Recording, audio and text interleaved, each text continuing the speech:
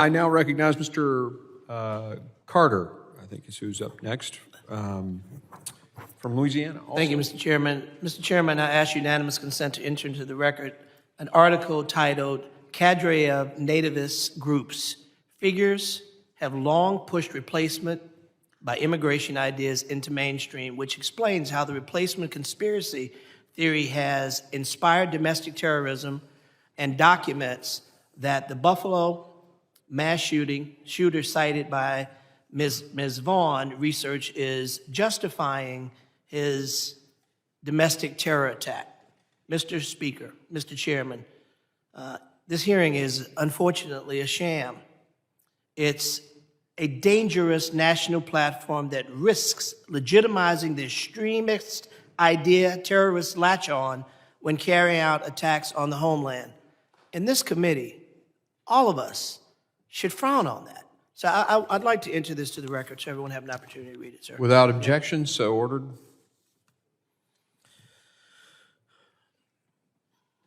Most migrants coming to our border have no other legal pathway to the U.S. For citizenship and are seeking asylum here because they have no other legal pathway, which is their legal right. However, our system was not set up for this kind of volume that we're experiencing, and it is absolutely unsustainable. I think we all agree. Dr. Brown, as the Director of Initiatives for Non-State Armed Actors at the Brookings Institute, what are recommended practices that can be used at our ports of entry to put human rights at the forefront?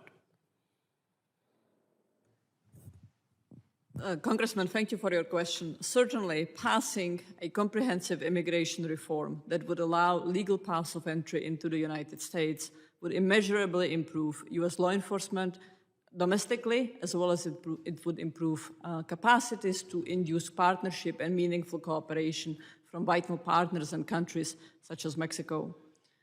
In the meantime, increasing inspection is what is an important measure, as well as recognizing that the cartels are no longer singularly focused on smuggling drugs, but are engaged in a whole variety of activities that require all of U.S. government response. Thank you. We're witnessing a shift around the world of people seeking asylum, safety, and economic prosperity. Individuals are fleeing economic uncertainty for government corruption, and violence. This is not only a struggle here in the United States, but worldwide. Ms. Vaughn, with your work at the Center for Immigration Studies, would you agree that there is an unprecedented movement of vulnerable people in the Americas and worldwide? There certainly is unprecedented movement of inadmissible migrants into the United States. That is for sure, yes. And how is that impacting our points of entry?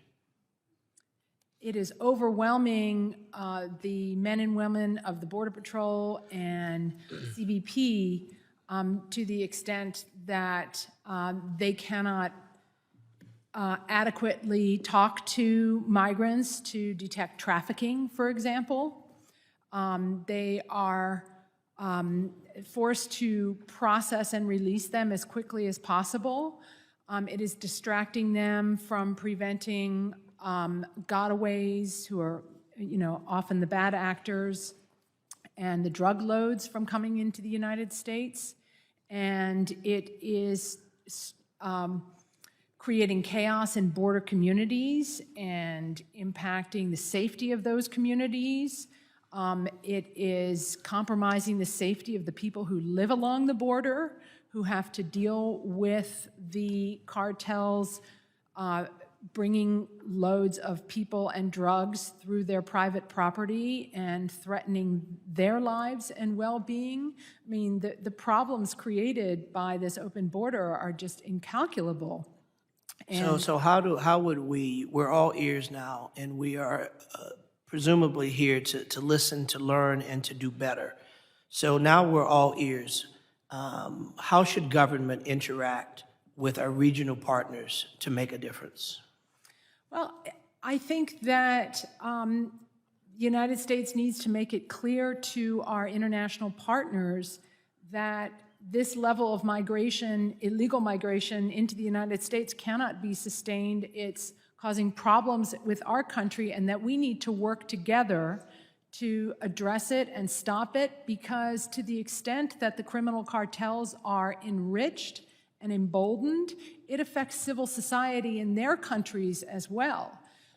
It's destabilizing to Mexico and to some of the other. Panama is terribly destabilized because of the trafficking that occurs through the Darien Gap.